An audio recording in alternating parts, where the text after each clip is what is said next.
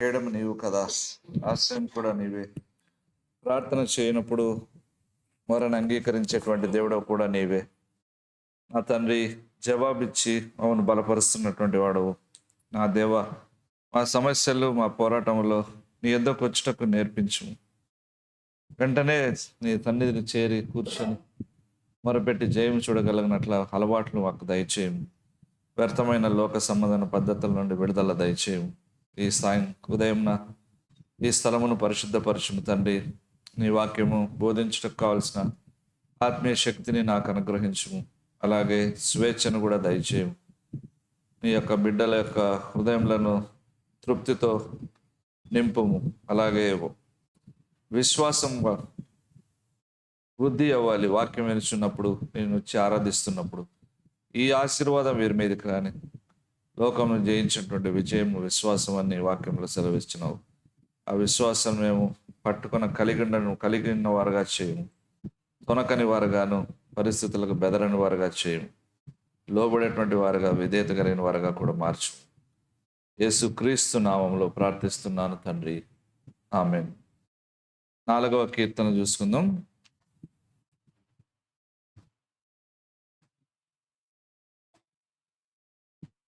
మొదటి వచనం. నా నీతికి ఆధారమగు దేవా, నేను మొరపెట్టినప్పుడు నాకు ఉత్తరం ఇమ్ము. ఇరుకులో నాకు విశాలత కలగజేసిన వాడవు నీవే. నన్ను కరుణించి నా ప్రార్థన అంగీకరించుము. వాక్యాంశము, ఆయనందు భక్తి గలవారి ఆశీర్వాదం. మొదటి వచనం దేనికి సూచిస్తుందంటే, దావీదు దేవునితో మాట్లాడుతున్నాడు.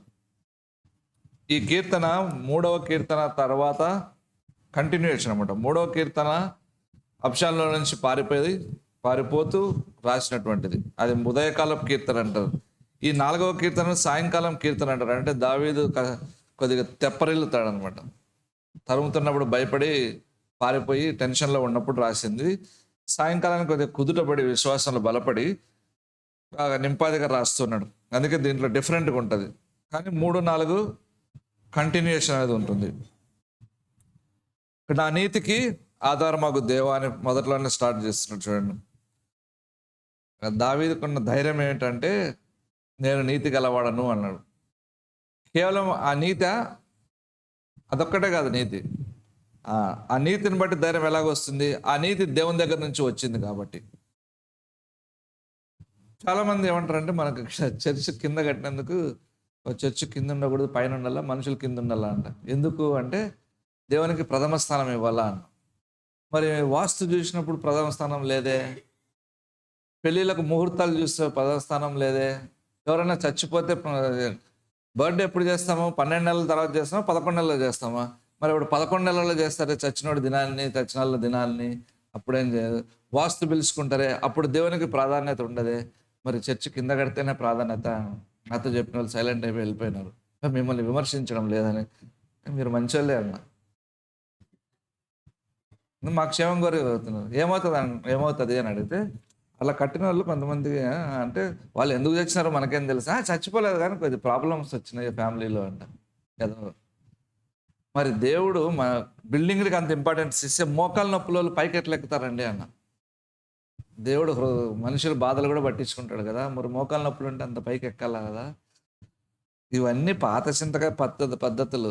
ఈ లెంట్ డేస్లో 40 రోజులు ఉపవాసం ఉండి పూలు పెట్టుకోము, మటన్ తినము, చికెన్ తినము. నువ్వు తింటావా? నువ్వా? తినడం లేదు. ఏం కాదు, తిను. ఈరోజు మధ్యాహ్నం నేను తింటా. ఈ పద్ధతులు ఇవన్నీ నాన్ సెన్స్. భక్తిగా ఆచరిస్తాము 40 రోజులు అంటే దాని తప్పేం లేదు. దాన్ని ఆచారానికి లింక్ చేయకూడదు. కాబట్టి మన హృదయము దేవుడికి ఎదుట సరిగ్గా ఉందా లేదా అన్నదే ప్రాధాన్యత. ఇంకా మిగతావన్నీ వేస్ట్. ఆచరించకపోయినా. అందుకే ఇక్కడ నా నీతికి ఆధారం ఒక దేవుని ధైర్యంగా ఎందుకు చెప్తున్నాడు? ఆయన నీతి దేవుని యొద్ద నుండి వచ్చింది. ఏమిటి నీతి అంటే, ఇతరులతో మనకు కలిగి ఉన్న సంబంధాలలో ఉన్నటువంటి క్వాలిటీ. సంబంధాలు బాగున్నాయా, సంబంధాలు చెడిపోయినాయా? నీతి మీద ఆధారపడదు. ఎలాంటి నీతి? అంతేకాకుండా ఈ నీతి అనేటువంటిది ఎలా బయలుపరచబడుతుంది? దేవుని వాక్యానుసారమైనటువంటి స్టాండర్డ్స్ని ఫాలో అయినప్పుడు మాత్రమే ఈ నీతి వస్తుంది. దేవునితో సరైన ప్రవర్తన, మనుషులతో సరైన ప్రవర్తన, దాన్నే రైచియస్నెస్ అంటారు. మరి ఈ నీతి ఎలాగా బయలుపరచబడుతుంది? నీతి కలిగిన వారు, స్వనీతి కలిగిన వారుగా, దేవుని నీతి కలిగిన వారు ఎలాగంటాం? వాక్యానుసారంగా జీవించేటువంటి వాళ్ళలో ఉంటుంది. కాబట్టి ప్రార్థన చేసేటప్పుడు దావీదు స్ట్రెంగ్త్ చూడండి ఎలాగ చెప్తున్నాడు, నా నీతికి ఆధారమైనటువంటి దేవాని. ఇక్కడ ఇంకొక విషయం ఏంటంటే, నా ఇరుకులో నాకు విశాలత కలగజేసిన, ఇరుకు అంటే డిస్ట్రెస్ యాక్చువల్గా, అంటే దీని అర్థం చూస్తే బాహ్యంగా బయట నుంచి అలాగే లోపల నుంచి కష్టాలు, ఇబ్బందులు ఉన్నప్పుడు, ఒత్తిడి ఉన్నప్పుడు, శత్రువుల వలన కానీ ఇతరుల మాటల వల్ల కానీ కొంచెం స్ట్రెస్ వస్తుంది. ఆ టైంలో కలిగేదాన్నే డిస్ట్రెస్ అంటారు. మనం ఇంగ్లీష్లో తెలుగులో వేరుంటాయి కానీ మూల భాషలో కరెక్ట్ అర్థం ఉంటుంది. ఆ ప్రార్థన చేసిన ఇరుకులో నాకు విశాలత కలగజేసిన వాడు. యాకోబు ఏశావును కలుసుకోవడం పెట్టేప్పుడు ప్రాణభయం ఉన్నది, అది దట్ ఈస్ డిస్ట్రెస్. బాగా ఒత్తిడి చేయబడ్డాడు, లోపల నుంచి పిండి వేయబడినట్టుగా ఉంటుంది. ఎగ్జామ్ రాసే ముందు పాస్ అవుతామా ఫెయిల్ అవుతామా, ఇదే లాస్ట్ అటెంప్ట్, ఇక ఇది పోయిందంటే నాకు అయిపోయింది, నా చాప్టర్ క్లోజ్ అంటే డిస్ట్రెస్. అదే అలాంటి స్థితిలో ఉన్నప్పుడు నాకు నువ్వు విశాలత కలగజేసిన, డెలివరెన్స్, విడుదల ఇచ్చావని. ఈ యొక్క ఇరుకులో ఉన్నటువంటి డిస్ట్రెస్లో ఉన్నటువంటి వీళ్ళ పరిస్థితి ఎలా ఉంటుందంటే, మనిషి బాగానే పడతాడు, పాడైపోతాడు, ఏం దేవుడు మాకేం చేశాడు అన్నటువంటి నిర్ణయానికి కూడా వస్తాడు. లేదంటే దాని నుంచి నేర్చుకుంటాడు. ఈ నిస్పృహలు, ఈ ఇరుకులు ఏం చేస్తుంటే మనిషిని సెల్ఫిష్గా, స్వార్థం కలిగిన వాడగా చేస్తే, నాకే ఇన్ని కష్టాలు ఉన్నాయి, వాడి సంగతి నాకెందుకు, ఇలాగా తయారవుతారు కొంతమంది.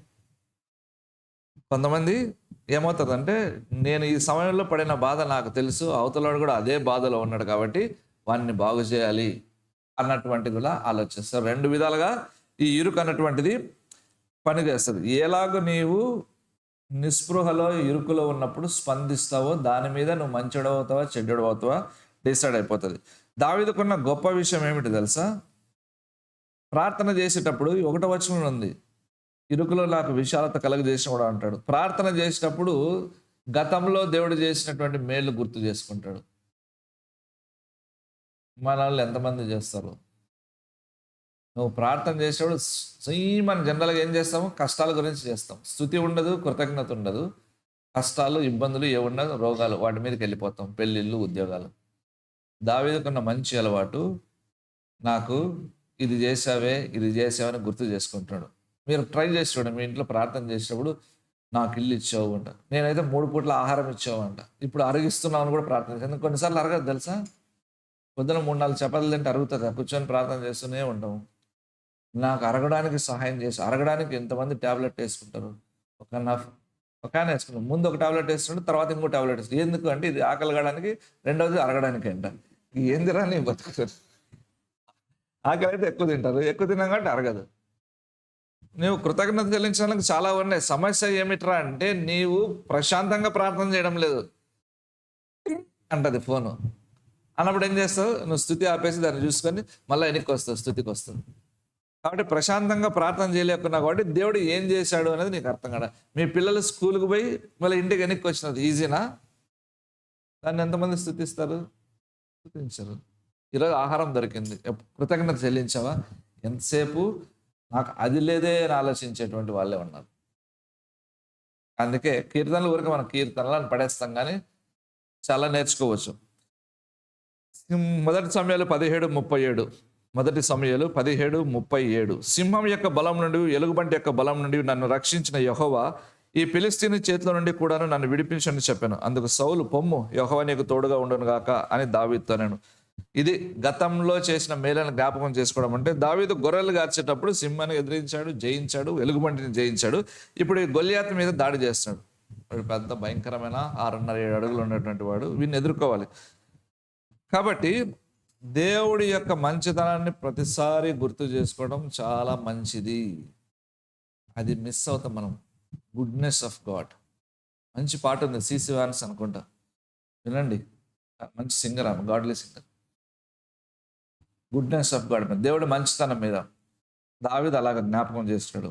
మనం దేవుని మంచితనం గుర్తు చేసుకోలేకపోవడానికి కారణం సమస్య వలన మనకు వస్తున్న టెన్షన్. ఏమవుతుంది ఏమవుతుంది ఏమవుతుంది, సరే ఏదో ఒకటి అవుతుంది ఖచ్చితంగా. దాని ముందు దేవుడు ఏమైనా మేలు చేశాడని ఆలోచిస్తే చాలా బాగుంటుంది. ఏమవుతుంది, గతంలో దేవుడు చేసిన మేలు గుర్తు చేసుకున్నప్పుడు ఏమవుతుంది, ప్రస్తుతం మన ముందున్న కష్టాలు ఎదుర్కోవడానికి ధైర్యం వస్తుంది, విశ్వాసం వస్తుంది. లేకుంటే నీవు కష్టాల్లో ఉన్నప్పుడు ఎలా బయటపడ్డావు అన్నది దేవుడి వల్ల జరిగింది అనేది నీకు గుర్తు రాకపోతే ఉన్న సమస్య కూడా ఎలాగ బయటపడతావు అనేది నీకు అసలు గుర్తుండదు. అందుకే చాలామంది క్రైస్తవుల్లో సంతోషం ఉండదు. సంతోషం ఉండదు క్రైస్తవులు. డబ్బు ఉన్నందుకు ఉండాలా, ఆరోగ్యం ఉన్నందుకు ఉండాలా, ఇవి రెండు లేనప్పుడు కూడా ఉండాలంటే ఇలాంటివి మనం చేయాల్సింది. గతం అంటే ఏమిటి? గతంలో గెస్సెమనే అనుభవం ఉంది, గతంలో పాస్ట్లో కల్వరి అనుభవం ఉంది, గతంలో పునరుద్ధానం అనుభవం ఉంది. ఇవన్నీ గతం. ఈ గతాన్ని గుర్తు చేసుకుంటే మనకు ధైర్యం వస్తుంది. ఇది మనం చేసుకోవటం లేదు. దేవుడు నా కొరకు కన్నీరు గార్చాడు గెస్సెమనే తోటలో, సిలువలో మరణించాడు, మళ్ళీ పునరుద్ధానుడు అయ్యాడు. కాబట్టి గతమును గుర్తు చేసుకొని దేవుడు చేసిన మేలను గుర్తు చేసుకొని ప్రార్థన చేయటంలో మీరు ప్రోత్సహించబడాల్సి ఉంటుంది. లేదంటే ఎప్పుడు ఒకటే ప్రార్థన, అది కావాలి ఇది కావాలి, అది లేదు ఇది లేదు. అందుకే మన హృదయాల్లో విశాలత ఉండదు ఒకటి, మన హృదయాల్లో ప్రేమ ఉండదు రెండవది, మన హృదయాల్లో ఇతరుల పట్ల స్పందన ఉండదు. ఎందుకంటే కృతజ్ఞత హృదయాన్ని నింపడం లేదు కదా. నా వల్ల జరిగింది అనుకున్నప్పుడు నీ కృతజ్ఞత ఉండదు, స్తుతి కూడా ఉండదు. నేనే చేశాను, ఇంత కష్టపడినా తెలుసా, ఇంత కష్టపడినా. బస్సు టైర్ ఊడిపోతే ఏం చేస్తావు ఎగ్జామ్ పోయేటప్పుడు? గొప్ప ప్రధానం అయిపోయింది, ఇంకా పంచర్ అయితే అయిపోయింది, మొత్తం చదివిందంతా మర్చిపోతాం ఆ ప్రెషర్కి. తేరుకోవడానికి 10 minutes పడుతుంది. ఎగ్జామ్ హాల్లో ఉండేది గంట 50 నిమిషాలు. ఏం రాస్తావు? కాంపిటేటివ్ ఎగ్జామ్స్ అన్ని టైం బౌండ్. కాబట్టి 2వ వచనం 3వ వచనం చూసిన 2 నుంచి 5 వరకు చూసినట్టయితే, కీర్తన 4, నరులారా ఎంతకాలం నా గౌరవం అవమానంగా మార్చెదరు, ఎంతకాలం వ్యర్థమైన దాన్ని ప్రేమించెదరు, ఎంతకాలం అబద్ధమైన దాన్ని వెదకెదరు. యెహోవా తన భక్తులను తనకు ఏర్పరచుకొనుచున్నాడని తెలుసుకొనిడి. నేను యెహోవాకు మొరపెట్టగా ఆయన ఆలకించును. ఈ శత్రువులను గద్దిస్తున్నాడు, వార్నింగ్ ఇస్తున్నాడు తెలుసా. ఎందుకు? అంతకంటే ముందు స్పర్జన్ అనే భక్తుడు ఒక మాట రాశాడు. దావీదు మనుషులతో మాట్లాడక ముందు దేవునితో మాట్లాడాడంట. మొదటి వచనమే, నా నీతికి ఆధారమగు దేవా నేను ప్రార్థన చేస్తున్నాను, నా మొర విను. దేవునితో మాట్లాడిన తర్వాత మనుషులతో మాట్లాడడానికి ధైర్యం వస్తుంది. అంటే ఉదయం ప్రార్థన చేసావా? ప్రశ్న వేసుకో. లేచి స్నానం చేసి టకటకమ్మో దేవుని సన్నిధికి పోవాలని మంచి ఆశతోనే వచ్చావు. బట్ దేవుడితో కలిపా ఉదయం చెప్పు, కబుర్లు కాదు, వాక్యం చదివామా శ్రద్ధగా. దేవుడితో మొదట మాట్లాడినాడు, మనుషులతో మాట్లాడడానికి ధైర్యం వస్తుంది. ధైర్యం కాదు, ఇక్కడ ఫెయిత్ వస్తుంది. ఏమని చెప్తుండే? ఫెయిత్ అంటే ఎలాంటిది? వాడు చేసి 2వ వచనంలో ధైర్యం, వ్యర్థమైన దాన్ని ప్రేమిస్తున్నావు, అబద్ధమైన వాటిని వెతుకుతున్నావు అన్నాడు. 3వ వచనం వచ్చేసరికి విశ్వాసం. ఏమంటే తెలుసా, దేవుడు తన ముందు భక్తి గలవారిని ఏర్పరచుకొని ఉన్నాడు ఒకటి. రెండవది, వారు ప్రార్థన చేస్తే వింటాడు. మనం చెప్పగలం ఎంత ధైర్యంగా? చెప్పచ్చు. నువ్వు రక్షణ పొందిన తర్వాత నీకు అధికారం ఉంది, నేను ప్రార్థన చేస్తే దేవుడు వింటాడని. ఆ మాట ఎందుకు రావటం లేదంటే హృదయం సరిగ్గా లేదు. ఒకవేళ దేవుడు నేను చెప్పినట్టుగా జవాబు ఇవ్వకపోతే అందరు నవ్వుకుంటారు కదా అనేటువంటి భయం ఉంటుంది. నీ హృదయం ఎలాగుందో చూసుకో. ఎలాగుంటుంది? ఇలాగే ఉంటుంది. చర్చి పైన ఇల్లు కింద ఉంటుంది. బాహ్యమైన దానికి ప్రాధాన్యత ఇస్తూ హృదయానికి ప్రాధాన్యత ఇవ్వరు అనమాట. చాలామంది ఏం చేస్తారంటే వేలంగానే పోయి మేరీ మాతను కూడా మొక్కుతుంటారు. భయంకరమైన దయ్యం అక్కడ ఉండేది, పాపం కదా. ఎంతమంది క్రైస్తవులు పోతుంటారు, చాలా శాపం వస్తుంది. అలాగ ప్రసంగం చేసినందుకు ఒక ఆయనకు నా మీద కోపం వచ్చి బల తిట్టినాడు. పోలేదనుకో, మళ్ళీ కనీసం ఆపినాలే, తిట్టించుకున్నా కూడా అనుకున్నా. ఎందుకు పోతారు వేలాంగనికి నాకు అర్థం కాదు. అక్కడ ఉండేది ఎవరు? యేసుప్రభు తల్లి, మనిషి ఆమె. ఎందుకు మనిషి? అపోస్తల కార్యము 1వ అధ్యాయంలో మేడ మీద 120 మంది పరిశుద్ధాత్మతో నింపబడ్డానికి కూడుకున్నప్పుడు వారిలో మరియ ఒకటి. మరియ దేవత అయితే ఎందుకు పరిశుద్ధాత్మ అనుభవం కొరకు మనుషుల మాదిరి ఆమె కూర్చొని ప్రార్థన చేయాలి? కాబట్టి ఆమె మనిషి, ఆమెను పూజించకూడదు. మరి అలాంటి ఆమెను అక్కడ బొమ్మ పెట్టి ఎవరు చేసినారు? అక్కడికి పోయి ఎందుకు టెంకాయ కొడతారు, జుట్టు ఇచ్చేసి వస్తారు, మళ్ళీ అక్కడి నుంచి తెచ్చుకుంటారు పూసలు ఆయిల్ ఏవో తెచ్చి పక్కింటి వాళ్ళు క్రైస్తవులు కూడా ఇస్తారు. ఆడి ఎదవా ఈడు ఎదవా, వీనికి వాక్యం తెలియదు వానికి వాక్యం తెలియదు, అది వేసుకొని తలకు పూసుకుంటుంటాం. తర్వాత ప్రార్థన చేస్తుంటాం. దయ్యాలు కాక ఇంకేం పడతాయి చెప్పండి, శుద్ధం, సమస్య లేదు. కాబట్టి విశ్వాసం, నేను ప్రార్థన చేస్తే దేవుడు వింటాడు. తర్వాత ఎవరు శత్రువులు, వీళ్ళని ఎందుకు దావీదు గట్టిగా మాట్లాడుతాం, కుమారుడు శత్రువే, కుమారుని అబ్షాలోమును ఫాలో అవుతున్న వాళ్ళంతా కూడా దావీదుకు శత్రువులే. కొద్దిగా స్టార్ట్ అయ్యి ఎక్కువ మంది వచ్చేసారు అన్నమాట. ఏమైనా ఉంది, వ్యర్థమైన దానిని ప్రేమించారు. అంటే మొదట గౌరవమును అవమానంగా మార్చారు. నేను రాజును కదరా, నన్ను రాజ్యాలు వదిలేసి ఇట్లా పంపించారు, అవమానం పరిచారని నాకున్న ఘనతను గౌరవాన్ని తీసేసాం. రెండవది ఏంటున్నాడు, వ్యర్థమైన దాన్ని ప్రేమించారు. ఏమిటి వ్యర్థమైనటువంటిది? అబ్షాలోము అందాన్ని చూసి మోసపోయారు, అబ్షాలోము మాటలను చూసి మోసపోయారు, అబ్షాలోము యొక్క ఫాలోయింగ్ చూసి మోసపోయారు. 1,000,000 మంది అబద్ధమును నిజమని చెప్తే నమ్మితే ఇలాగే ఉంటుంది. 1,000,000 మంది ఒప్పుకున్నా 1,000,000 మంది ఒప్పుకోకపోయినా నిజమే అవుతుంది. ఒక్క వ్యక్తి చెప్పినా నిజమే. ఈ వ్యర్థమైన దానిని ప్రేమించడం అంటే వీటిని బాహ్యమైన వాటిని చూశారు. అబ్షాలోము న్యాయం తీరుస్తాడని చెప్తే వీరు నమ్మారు, అబద్ధములను నమ్మిదరు. ఇదే అనమాట. అబ్షాలోము రాజు అనుకున్నారు, మనుషులు అతనంటే వెళ్ళారు. ఇలా అబద్ధమైన దాన్ని మీరు నమ్ముతున్నారని వాళ్ళని గద్దిస్తున్నాడు. అది 2 సమూయేలు 15వ అధ్యాయంలో ఉంటుంది. తర్వాత 3వ వచనం, యెహోవా తన భక్తులను తనకు ఏర్పరచుకొనుచున్నాడని తెలుసుకొనుడి, నేను యెహోవాకు మొరపెట్టగా ఆయన ఆలకించును. దీని అర్థం ఏమిటి? ఖచ్చితంగా నేను వెనక్కి వస్తానని అర్థం దీంట్లో ఉంది. తన భక్తులను కొనుచున్నాడు, వదిలేదే దేవుని యందు భయభక్తులు గల వారిని. నువ్వు నామకార్థ క్రైస్తవం జీవిస్తూ దేవుడు సహాయం చేయలేదంటే తప్పు, భక్తి లేని వాళ్ళది. భక్తి ఉండి దేవుడు సహాయం రాకుండా ఉండడం అనేది అసాధ్యం. ఎలా వస్తుంది, ఎప్పుడు వస్తుంది, ఏ విధంగా వస్తుంది అనేది దేవుడు నిర్ణయిస్తాడు. మన టైము, మన పద్ధతులు ఇలాగుండవు. శ్రమలు, అవమానము, నిందల టైంలో ఈయన విశ్వాసం చూడండి. కుమారుడు ధర్మేశాడు, కాళ్ళకు చెప్పులు లేకుండా నడుస్తాడు. 2వ సమయంలో ఇదంతా 14 నుంచి చూడొచ్చు మన వృత్తాంతం. 14-15 నుంచి చెప్పులు లేవు, ఏడ్చుకుంటూ కూడా పోతున్నాడు. అక్కడ ఉంది, ఏడ్చు దావీదు తనతోటి వెళ్తున్నారు, తల మీద బట్ట వేసుకొని. అంటే ఆయనతో పాటు ఉన్నవారు కూడా ఏడుస్తూ ఉన్నారు అనమాట. వీళ్ళంతా బలాఢ్యులు, మళ్ళా సామాన్యమైన వ్యక్తులు కాదు. మరి వీళ్ళు కృంగిపోయినారు. ఈ టైంలో ఈయన మాటలు మాట్లాడుతున్నాడు, తెలుసుకొనుడి యెహోవా తన భక్తులను తనకు ఏర్పరచుకొనుచున్నాడు అని తెలుసుకొనుడి. కాబట్టి నేను మళ్ళీ వెనక్కి వస్తా, మీరు అబద్ధమైన నమ్ముతున్నారని. నేను ప్రార్థన చేస్తే దేవుడు వింటాడు. ఎవరు ఈ మాటలు చెప్పగలరు? ప్రతిరోజు దేవునితో అనుభవం కలిగి, సంబంధం కలిగి, ప్రార్థన చేసి జయాలు చూసేటువంటి వాళ్ళు మాత్రమే ఈ మాటలు మాట్లాడగలరు. అంటే ప్రతిసారి దేవుడు మన మాట వినాలని రూల్ ఏం లేదు. ఆయన చిత్తానుసారంగా చేసినప్పుడు ఆయన మాట వింటాడు. ఈ విశ్వాసం ఉంటేనే మన పిల్లల్ని పెంచుకునే విషయంలో మనకు ధైర్యం ఉంటుంది, మన కుటుంబ కష్టాలు భరించడానికి ధైర్యం ఉంటుంది. చుట్టుపక్కల నవ్వుకుంటున్నా కూడా ఒకరోజు మళ్ళీ నేను తిరిగి వస్తాను అని చెప్పడానికి కూడా ధైర్యం ఉంటుంది. ఈ భక్తి నేర్చుకోవాలి. ఇప్పుడు బ్రతకాలంటే ఈ భక్తి నేర్చుకోవాలి. ఇది నేర్చుకోవడానికి మనుషులు ఇష్టపడడం లేదు. మనుషులకు భయపడి, మనుషులు చెప్పినట్టుగా వాక్యానికి విరుద్ధంగా నడవడం అలవాటు చేస్తుంది. కాబట్టి వాళ్ళకి దేవుడి సహాయం అందటం లేదు. మనుషులకు ఇష్టమైన దానిది దేవునికి అసహ్యమని లూకా సువార్తలో ఉంది. అంటే మనుషుల పద్ధతులు, ఆచారాలు, వారి యొక్క జీవిత విధానము వాక్యానికి విరుద్ధంగా ఉంటే అది ఇష్టం, కానీ దేవునికి అసహ్యమైనది. చూడండి, ఫెయిత్ అనేటువంటి ఎలా అంటే, జార్జ్ ముల్లర్ అనేటువంటి భక్తుడు అనాథ శరణాలయాన్ని స్థాపించాలి. ఆయన ఒక మేనిఫెస్టో చేసుకున్నాడు. రాజకీయ నాయకులు ఉంటారు చూడు, మేనిఫెస్టోని ఏమేం చేస్తాడు.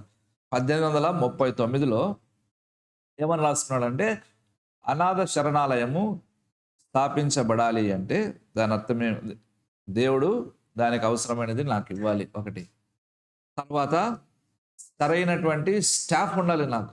చూడండి ఎలా ప్రార్థన చేయాలి. ఒక ప్రాజెక్ట్ విజన్ ఉంటే, ప్రాజెక్టు టేకప్ చేస్తే ఏం ప్రార్థన చేయాలనే గ్రహింపు ఉండాలి. నాకు దాన్ని పెట్టడానికి కావాల్సినటువంటివన్నీ ఏర్పాటు చేయాలి. దాన్ని రన్ చేయడానికి నాకు స్టాఫ్, మనుషులు కావాలి. నేను బ్రిస్టల్ నగరంలో స్థాపిస్తాడు లండన్. నేను బ్రిస్టల్ వైపు చూడను, ఇంగ్లాండ్ వైపు కూడా చూడను. అయితే వెండి బంగారంలో ఎవరివో ఆ దేవుణ్ణే చూస్తానంటున్నాడు. బ్రిస్టల్లో వాళ్ళు డబ్బు ఇస్తారు, ఇంగ్లాండ్లో ఉన్న వాళ్ళంతా డబ్బులు ఇస్తారు, వాళ్ళ వైపు చూడను. వెండి బంగారములు కలిగిన దేవుని వైపే చూస్తున్నాం. అంతేకాకుండా ఇంకొక విశ్వాసం ఏమిటి? ఏ తరగతికి చెందిన వారైనా, ఏ విధమైనటువంటి వారైనా, ఎవరికైనా అడ్మిషన్ ఉంటుంది. ఎవరి దగ్గర డబ్బులు తీసుకోం. ఈ కాలంలో ఇలా బతకచ్చా? బతకచ్చు. ఇది ఎందుకు చెప్తున్నానంటే, జార్జ్ ముల్లర్ కంటే 200 సంవత్సరంలో 100 సంవత్సరం ముందు జర్మన్లో ఒక ఆయన ఇలాగే స్థాపించాడు. ఫ్రాంక్ కెల్లర్ ఉంది ఆయన పేరు. ఆయన మీద బుక్స్ దొరకడం లేదు. సేమ్ ప్రిన్సిపల్, దాన్నే ఫాలో అయ్యాడు. ఆయన అలాగ జర్మనీలో స్థాపించి ఎవరితో డబ్బు ఆశించకుండా అనాథ శరణాలయాన్ని చేశాడు. ఒకరు ప్రశ్న వేస్తారు, ఎందుకు నువ్వు ఇంగ్లాండ్లో అనాథ శరణాలయాన్ని పెట్టావంటే, దేవుడు ఇంకనూ ప్రార్థనలకు జవాబిచ్చగలిగిన సజీవుడని ఇంగ్లీష్ దేశస్తులకు తెలియపరచడానికి నేను పెట్టాను అన్నాడు. అంటే ఎవరితో డబ్బులు అడగలేదు, ఎవరి మీద ఆధారపడలేదు, ఎవరికి కూడా మాకు అవసరం ఉందని చెప్పలేదు. అది ఫెయిత్. అలాగుండాలి. తర్వాత ఇంకేమైనా ఆయన మేనిఫెస్టోలో ఇంకేముంది? స్టాఫ్ విశ్వాసులు కావాలి. మనలో కొన్ని చెప్తాము, స్కూల్ పెట్టినప్పుడు చెప్తే ఒక్కడికి కూడా అర్థం కాలేదు నేను చెప్పిన దర్శనం. అంత పీతలు, ఎండ్రకాయలు, కప్పలు, చేపలు నా చుట్టూ ఉన్నాయి. ఎవరికి అర్థం కాలేదు. ఇప్పుడు అర్థమవుతుంది. దుకాణం ఎత్తేసిన తర్వాత అర్థమైతే ఏం ప్రయోజనం?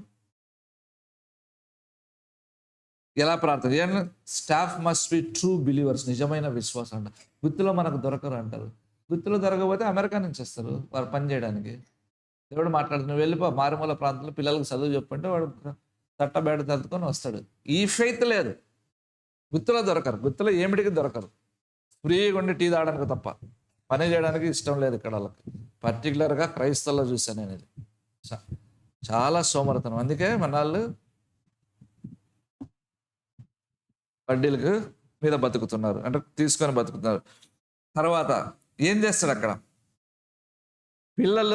ఆడపిల్లల్ని ఇంటి పనులు చేయడానికి, బాధ్యతలు కలిగి చేయించడానికి ట్రైన్ చేస్తాడు. మగపిల్లల్ని ఏదైనా వృత్తి చేయడానికి ట్రైన్ చేస్తాడు. విజన్ ఎంత క్లియర్గా ఉంది చూసారా? దర్శనము, స్పష్టత. నువ్వేం చేస్తావంటే నీట్ కోచింగ్, తర్వాత రాలేదంటే ఆల్రెడీ బీఎస్సీలో చేరినాను, దెర్ ఇస్ నో క్లారిటీ. తర్వాత ఎంఎస్సి, తర్వాత పిహెచ్డి. పిచ్చుకలకు నీ మందిరంలో నివాసం దొరికిన, వానకోవలకు గూడు దొరికినంటే లోపలికి వస్తుంది పిచ్చుక చర్చిలోకి. కాబట్టి ఇంత స్పష్టంగా ఉంది. తర్వాత ఈ అనాథ శరణాలయం పెట్టడానికి ముఖ్య కారణం ఏమిటి అన్నాడు. ఏమిటి ముఖ్య కారణం అంటే, యేసుక్రీస్తు గురించిన జ్ఞానంలోనికి పిల్లలను వాక్యం బోధిస్తూ నడిపించడము అంట. సొంత పిల్లలకు టైం లేదు. అమ్మకు ఫోను, నాయనకు ఫోను, పిల్లకు ఫోను, పిల్లడకు ఫోను. ఈ ఫోన్లు పట్టుకున్న వాళ్ళు మిషనరీస్ గురించి చెప్తారా? జార్జ్ ముల్లర్ ఎవరు అంటే, ఏమో అల్లు అర్జున్ పక్కన వాడు విలన్ ఏమో అంటాడు. మన పేరు అదే ఉంటుంది, న్యూటనో లేకపోతే జానో.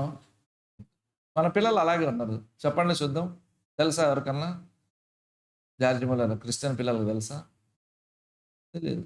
అమ్మకు ఫోను, నాయనకు ఫోను, పిల్లకి ఫోను, పిల్లడికి ఫోను. ఇంకెక్కడ జార్జ్ ముల్లర్ లేదు, మిషనరీస్ హడ్సన్ టైలర్ లేదు. ఇది క్రిస్టియన్ ఫ్యామిలీస్లో ఉన్న దౌర్భాగ్యం.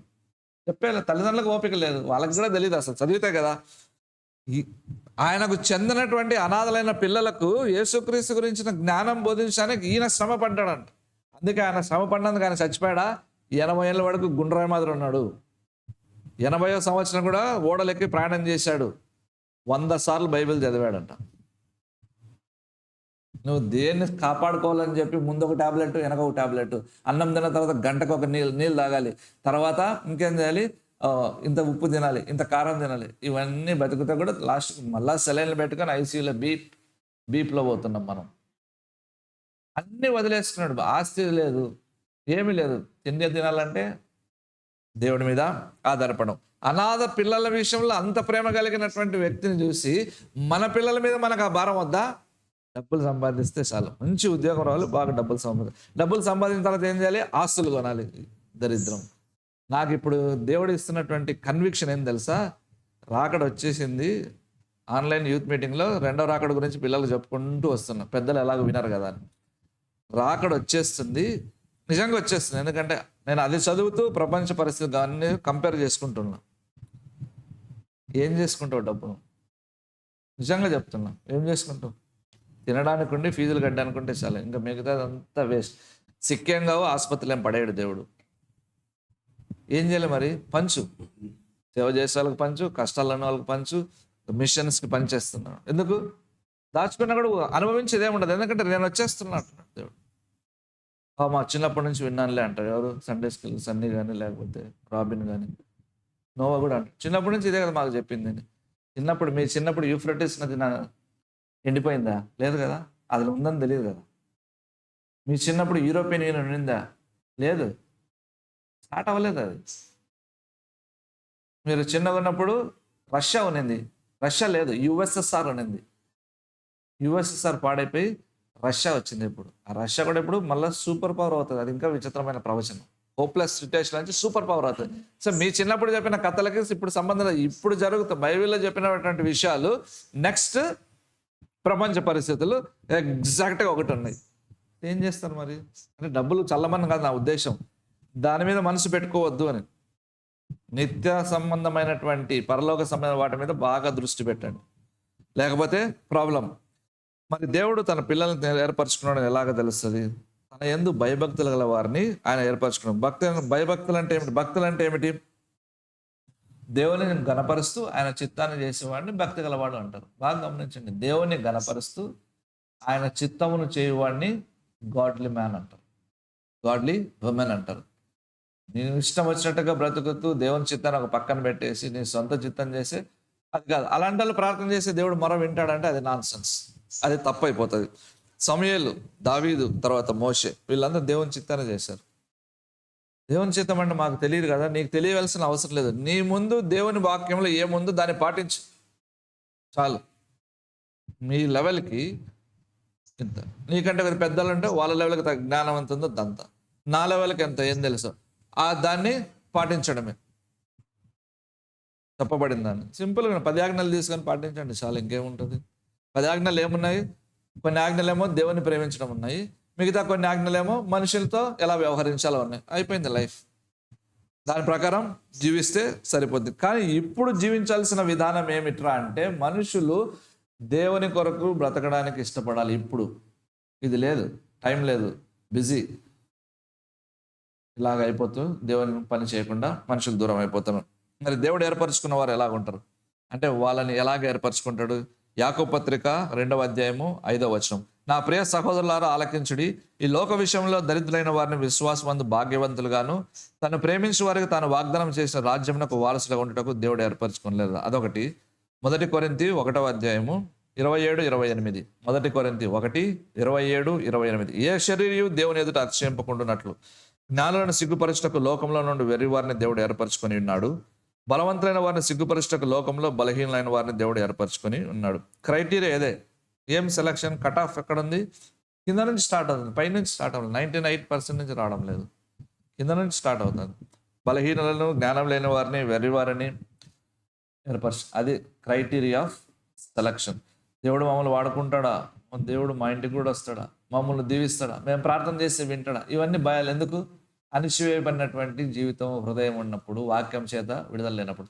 అందుకే వాక్యము మనల్ని, సత్యము మనలను స్వతంత్రులుగా చేయును. ఏమిటి సత్యము? దీంట్లో ఉంది. దేవుని భయభక్తులు కలిగి ఉంటే ప్రార్థన చేస్తే వింటాడు. ఇది తెలిసినప్పుడు, కష్టం వచ్చినప్పుడు నువ్వు ప్రార్థన చేసినప్పుడు నీకు నెమ్మది ఉంటుంది. ఇదే సత్యం. సత్యము స్వతంత్రులుగా. లోకరీతిగా చూస్తున్నట్టు దారిలో పాము పడిపోయి ఉంటుంది, నువ్వు వెళ్ళాలా వద్దా? ఇలా చూస్తూనే ఉంటావు, 10 నిమిషాలు చూస్తుంది, కదలడం లేదు. అటు చూస్తావు, కదలడం లేదు. చిన్న రాయిస్తున్నట్లు అంటావు, అయినా కదలడం లేదు. వెనకల నుంచి అలా చచ్చింది రా, దాన్ని నేను చూసి భయపడతావు అంటే, అవునా, ఫ్రీగా వెళ్ళిపోతావు. లోకరీతిగా నువ్వు అలాగ ఫ్రీ అయిపోతావు. సత్యం తెలుస్తావు, చచ్చిన పాము అన్న సత్యం తెలిసింది, సో నీకు ఫ్రీడమ్ వచ్చేసి వెళ్ళిపోతావు. వాక్యం తెలిస్తే కూడా అలాగ ఉంటుంది. లోకాన్ని నమ్మద్దు, లోకాలను చెప్పే మాటలు నమ్మద్దు. ఇక్కడ పెడితే అంత వస్తుంది, అక్కడ పెడితే ఇంత వస్తుంది, మనం ఇలా చేయాలా, ఎందరు ఇలా చేసి ఇంత డబ్బు సంపాదించుకున్నారని మోసపోతావు, సిగ్గుకు గురి అవుతావు అన్నమాట. 4-5 వచనాలు చూసినట్టు అది కంటిన్యూషన్. భయం నుండి పాపం చేయకుడి, మీరు పడకల మీద ఉండగా మీ హృదయంలో ధ్యానం చేసి ఊరకుండి, నీతియుక్తమైన బలులు అర్పించు యెహోవాను నమ్ముకొనుడి. మరలా శత్రువులకు అదే సలహా ఇస్తూ వచ్చినాడు. సడన్ గా పాపం మీదకి వచ్చేసాడు. ఎందుకు దావీదు? భయము నుండి పాపము చేయకుడి. అబ్షాలోముతో పాటు చేరి దావీదుకు వ్యతిరేకంగా ఉన్నటువంటి వారు పాపం చేసే ప్రమాదాలు ఉన్నారు కాబట్టి వరే భయపడంటరా, దేవునికి భయపడి పాపం చేయొద్దండి. పాపం చేయడానికి ముఖ్య కారణం ఏమిటి? ఇప్పుడు మన పిల్లల్లో పాప భీతి లేదు, ఒకటి. దేవుని భయం కూడా లేదు, రెండు. అమ్మో ఏమవుతుందో లేదు, ఇష్టం వచ్చినట్టు బ్రతుకుతున్నారు, ఇష్టం వచ్చినట్టు బ్రతుకుతున్నారు. ఇప్పుడు ఆడపిల్లలు ఎలా ఉన్నారంటే, నాకు భయం అంతా ఆడపిల్లలు, మగపిల్లలు కాదు. మగపిల్లలే చెప్తున్నారు ఆడపిల్లలు భయంకరంగా ఉన్నారని. వాళ్ళు ఇండిపెండెంట్గా బ్రతకాలంట, అంటే పెళ్ళి కూడా వద్దంటున్నారు, తెలుసా? ఆ స్టేజ్కి వెళ్ళిపోయింది. దేవుడేమో ఆదికాండం 1:27 ఏమంటాడు? ఫలించి అభివృద్ధి పొంది విస్తరించి పెళ్లి చేసుకుంటే పెళ్ళి వద్దంటున్నారు. రెండవది, పెళ్ళైన వాళ్ళు ఏమంటున్నారు? పిల్లలు వద్దంటున్నారు. కండిషన్స్. మూడో రకం ఎలాగ ఉందంటే ఎవరైనా పెంచుకుందాం అంటున్నారు. అంటే సంసార బాధ్యతలు అనేది ఉండకూడదు, లైఫ్ ఎంజాయ్ చేయలేమంట, గాలికి తిరుగుదాం అన్నట్టుగా. కొంతమంది ఎలాగున్నారంటే, ఇది ప్రాక్టికల్గా నేను చూసిన తెగ, పెళ్ళైన వదిలేసి తిరుగుతున్నారు. మరి వారి యొక్క శరీర కోరికలు ఎలా తీసుకుంటే ఎవరితో అంటే వాళ్ళు తెలిపోతారంట. అది కూడా ప్రూఫ్స్ ఉన్నాయి. అంటే ఏం చేసినా ఇట్స్ ఓకే అన్నట్టు ఆ స్థితిలోనికి వచ్చేసింది లోకం. పాపం అంటే భయం లేదు. పాపం అంటే ఏం భయము? పాపం చేస్తే ఖచ్చితంగా ఫలితం ఉంటుంది, ఆ భయం లేదు, ఒకటి. రెండవది, దేవుడు అన్నవాడు శిక్షిస్తాడు అని దేవుని భయం లేదు. కాబట్టి విచ్చలవిడితనము మనుషులు మనం చూస్తున్నాం. అందుకే దావీదు హెచ్చరిస్తున్నాడు. మాథ్యూ హెన్రీ అనే భక్తుడు ఏమంటున్నాడు అంటే, పాపం చేయకుండా ఉండడానికి విరుగుడు ఏమిట్రా అంటే దేవుని భయమేనంట. ఆ భయం ఉన్నట్టయితే ఇంకా పాపం చేయదు. ఏమని ఆ భయము? శ్రమ వస్తుంది, పాపం చేసిన వాళ్ళు క్షమాపణ వస్తుంది, దేవుడు క్షమిస్తాడు, ఖచ్చితంగా ఫలితం అనుభవించాలి. ఒకడు డౌట్ వచ్చేసి నిజమా ఇది అంటాడు, నిజమేని. ఇంకొకడు భయపడి, అయ్యో మా కుటుంబంలో వీళ్ళు పాపం చేశారు, మరి ఇప్పుడు కుటుంబం బాగుపడాలనడం కంటే దేవుడు క్షమించినా వారి మీద శిక్ష వస్తుంది కదా, శిక్ష రాకుండా కూడా ప్రార్థన చేయండి. దాన్ని ఎవరు తప్పించలేదు. శిక్ష అంటే నా ఉద్దేశం వాళ్ళని క్రమశిక్షణలో పెట్టడానికి జరిగేటువంటి క్రియ. కాబట్టి భయం ఉంటే పాపం చేయవు, దీనికి శిక్ష ఉందనేటువంటి గ్రహింపు ఉంటే పాపం చేయవు. తర్వాత దేవుడి మహిమ విషయంలోనూ దేవుడి యొక్క పరిశుద్ధత విషయంలో ఎప్పుడు కూడా గౌరవం కలిగి ఉండాలి. మనం మనతో ఇతరులతో వ్యవహరించినట్టుగా దేవుడితో వ్యవహరించకూడదు. ఆయన పరిశుద్ధత స్టాండర్డు, ఆయన మహిమ స్టాండర్డు డిఫరెంట్గా ఉంటుంది. అందుకే నా మహిమ నిమిత్తమే నేను ఈ కార్యం చేస్తాను అంటాడు ఇశ్రాయేల్ విషయంలో. రెండవది, నేను పరిశుద్ధుని కనుక మీరు పరిశుద్ధులుగా ఉండండి అంటాడు. నేను ప్రేమ కలిగిన వాడిని కదా అని చెప్పలేదు, పరిశుద్ధుడు అంటాడు. యెషయా గ్రంథం 6వ అధ్యాయంలో ఏమంటాడు? దూతలు ఏమంటారు? పరిశుద్ధుడు పరిశుద్ధుడు పరిశుద్ధుడు. హెబ్రీ భాషలో ఒక విషయాన్ని 3 సార్లు చెప్పారంటే ఇంకా అది హైయెస్ట్ లెవెల్, ఇంకా దానికి తిరుగులేదు. That is final. పరిశుద్ధత మనం అనుకున్న పరిశుద్ధత కాదు, మనం అనుకున్న మహిమ కాదు. కాబట్టి దానిని మనం గౌరవించాలి. పరిశుద్ధమైన గౌరవం అనేటువంటిది ఉండాల్సింది. కాబట్టి ఆయన కోపం తెప్పించకండి అని రాస్తాడు. దేవునికి కోపం తెప్పించకండి. కొంతమంది చూడండి, ఎంత కష్టపడినా కూడా వాళ్ళకు దీవెన ఉండదు. రీజన్ ఏమిటి తెలుసా? దేవుని గౌరవించరు. కష్టపడితే ఫలితం ఉండాలా, దేవుని గౌరవించకుండా కష్టపడుతుంటారు కాబట్టి ఫలితం రాదు. మరి గౌరవిస్తాం లేదా నాకు ఎలా తెలుస్తుంది అంటే, అందుకే ప్రార్థన నేర్చుకో. ఒక్కొక్క కుటుంబం ఆయన అవసరం వేరు, నా అవసరం వేరు, వాళ్ళ అవసరం వేరు. అందుకే నీవు వ్యక్తిగతంగా ప్రార్థన నేర్చుకో. నీవు దేవునికి టైం ఇవ్వు. నువ్వు మోకరించి బైబిల్ చదివి అడిగినప్పుడు దేవుడు ఏం చేస్తాడు? ఎక్కడ తప్పిపోతున్నావో చెప్తాడు. ఎక్కడ నువ్వు గౌరవించడం లేదో అర్థమవుతుంది. నేను చెప్పడం కాదు, నేను తప్పు చెప్పచ్చు. తర్వాత ఇంకొక పద్ధతి ఏంటంటే, పాపాన్ని మనం నివారించడానికి పరిశుద్ధమైనటువంటి దేవుని పట్ల పరిశుద్ధమైన భయమును కొనసాగించడం. ఈ రోజు నుండి రేపు ఉండడం లేదు. నేను చర్చిలో ఉన్నంత వరకు బాగుండా, బయటికి పోతే మళ్ళీ మా ఫ్రెండ్స్ వస్తారు, సినిమాకి వెళ్ళిపోతా. That is not pursuing the whole aim. ఇక్కడ భయం ఉండాలి, బయట భయం ఉండాలి, రూమ్లో నువ్వు ఒక్కడున్నా భయం ఉండాల్సింది. ఆ పరిశుద్ధతతో కూడినటువంటి భయం కంటిన్యూస్గా ఉండాలి. అందుకే దావీదు అంటున్నాడు, మీరు పడకల మీద ఉండగా మీ హృదయంలో ధ్యానం చేసుకుని ఊరకుండు. అంటే కంటిన్యూస్గా నువ్వు ఉన్నారు. ధ్యానం చేయడం అంటే ఏదైనా ఒక విషయాన్ని సీరియస్గా జాగ్రత్తగా ఆలోచించడమే. That is meditation. అలా ఉండాలి. తర్వాత ఇంకో విషయం ఏంటంటే, ఎందుకు పడకల మీద మౌనంగా ఉండి ధ్యానం చేసుకుని అంటాడు. రాత్రి పడుకునే ముందు మంచం మీద పడుకుంటాము. అంటే దాని అర్థం ఏమి? ప్రపంచం అంతటి నుంచి రెస్ట్ తీసుకున్నట్టు కదా! Good bye friends, good bye mobiles, good bye parents. అంటే లోకం నుంచి కంప్లీట్‌గా పక్కకొచ్చేసి ప్రశాంతంగా పడక మీద పడుకుంటున్నప్పుడు అప్పుడే మైండ్ ఫ్రెష్‌గా ఉంటది. "అరేయ్! అప్పుడు ఆలోచించు" అంటున్నాడు. ఆలోచించి నోరు మూసుకో. మళ్ళా నా మీద అటాక్ చేయడానికి రావద్దు అంటున్నాడు. మౌనంగా ఊరకుండమంటున్నాడు కదా! ధ్యానించి అంటే మంచేది, చెడేది. నేను చేస్తున్నది కరెక్టా? తప్పా? దావీదు మీదకి నేను మడిమెత్తాను కదా! ఇది సరైనటువంటి పద్ధతా? దేవుడు అభిషేకించాడు కదా! సౌలుని అభిషేకించాడని చెప్పి దావీదు భయపడి వెనక్కొచ్చేసాడు. మోషే అభిషేకించబడ్డాడు కాబట్టి యెహోషువ ఏం చెప్తే అది చేశాడు. దావీదు అభిషేకించబడినవాడన్న భయం ఇశ్రాయేలుకి లేదు, గమనించండి. అందుకే హెచ్చరిస్తున్నాడు, మౌనంగా ఉండరావు. అందుకే కీర్తన 19:14 ఏమంటాడంటే, నా నోటి మాటలను నా హృదయ ధ్యానమును నీ దృష్టికి అంగీకారములగును గాక. ఎప్పుడు సిఎస్ఎల్ చదువుతుంటారు కదా, అలవాటైపోయింది అది. యెహోవా నా ఆశ్రయదుర్గమా, నా విమోచకుడా, నా నోటి మాటలను నా హృదయ ధ్యానమును నీ దృష్టికి అంగీకారములగును గాక. హృదయం కరెక్ట్ ఉంటే మాటలు కరెక్ట్గా వస్తాయి. లేదంటే అవిశ్వాస మాటలు, పిరికి మాటలు, భయం మాటలు, కొండెంతో మాటలు, అబద్ధంతో కూడిన మాటలు. ఎందుకు? రాత్రి పడుకుంటున్నప్పుడు నేను ఏం మాట్లాడాను ఈరోజు, అది కరెక్టా తప్ప? నేను ఈరోజు ఇలా డెసిషన్ తీసుకున్నా కరెక్టా తప్ప? ఈ పాపంలో జీవిస్తున్నా కరెక్టా తప్ప? ఈ ధ్యానం లేదు. పడుకుంటేనే ఫోన్ తీసుకోవడం, లేకపోతే గుర్రు పెట్టడం. కానీ అలా చేయొద్దు అంటాడు. నాకు విరోధంగా పోరాడకుండా సైలెంట్గా ఉండు. లేదంటే దేవుడు చూసుకుంటాడు. చివరి చూసినట్టయితే 4వ కీర్తన 7-8, వారి ధాన్య ద్రాక్షారసములు విస్తరించి నాటి సంతోషం కంటే అధికమైన సంతోషం నీవు నా హృదయంలో పుట్టించితివి. యెహోవా నెమ్మదితో పండుకొని నిద్రపోదును. నేను ఒంటరిగా ఉండినను నీవే నన్ను సురక్షితంగా నివసింపచేయుదువు. పూర్వకాలంలో, పాత నిబంధన కాలంలో వారి పంటలు ద్రాక్షరసము ఎక్కువ రావటము, ధాన్యం బాగా రావడం అంటే అది ఆశీర్వాదాన్ని గుర్తు. తిని తాగి సంతోషిస్తారు. బైబిల్లోనే యేసుప్రభువు అంటాడు కదా, విస్తారమైన పంట పండింది కాబట్టి కొట్లు విప్పి కట్టించుకుంటాను, నా ప్రాణమా తినుము తాగుము సుఖించు. అలాగా సంతోషిస్తారు వాళ్ళు. ఆ విధంగా ప్రాపర్టీ లేక ఆస్తి విస్తరించినా దానివల్ల కలిగే సంతోషం కంటే అధికమైన సంతోషం నువ్వు నా హృదయంలో ఇస్తావు అని. అది ఎవరైనా అనుభవించాలో చెప్పండి. తరచుగా అనుభవిస్తాను.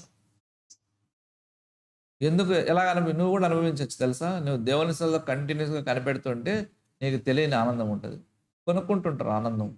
కేఎఫ్సీలో పోయి పెప్సీ తాగితే ఆనందం వస్తుంది కొంతమందికి. పెప్సీ బయట ₹20 అయితే వాడు ₹40 అమ్ముతాడు. బయట టీ ₹10, ఎయిర్పోర్ట్లో కొడితే ఎంట్రన్స్ తాగితే ₹50, లోపల పోతే ₹150. అదే అన్ని పాలే.